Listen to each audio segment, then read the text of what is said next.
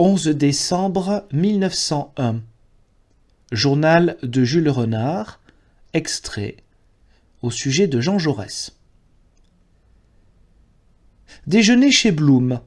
Jaurès a l'aspect d'un professeur de quatrième qui ne serait pas agrégé et ne prendrait pas assez d'exercice, ou du gros commerçant qui mange bien. De taille moyenne, carré, une tête assez régulière, ni laide, ni belle, ni rare, ni commune. Beaucoup de poils, mais ce n'est que de la barbe et des cheveux. Un nerveux clignement de paupières à l'œil droit, col droit et cravate qui remonte. Une intelligence très cultivée. Les quelques citations que je fais, auxquelles je ne tiens pas beaucoup, il ne me laisse même pas les achever. À chaque instant, il fait intervenir l'histoire ou la cosmogonie.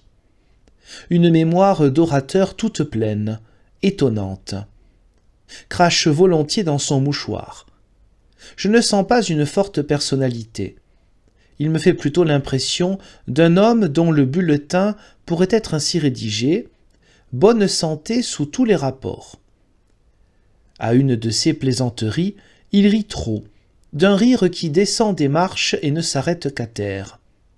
L'accent, un bizarre dédain pour le « c » d'avec.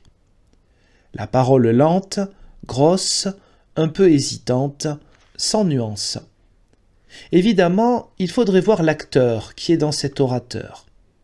Et puis, je vis, par la pensée, avec des hommes trop grands pour que celui-là m'étonne. Je lui demande ce qu'il préfère de l'exactitude d'une phrase ou de la beauté poétique d'une image.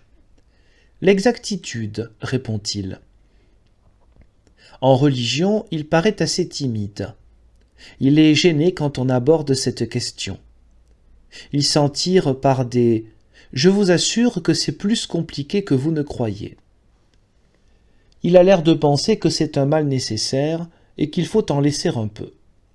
Il croit que le dogme est mort et que le signe, la forme, la cérémonie sont sans danger. D'après Léon Blum, il se sépare de Gued comme tacticien. Socialiste de gouvernement, il croit aux réformes partielles. Gued n'admet que la révolution complète.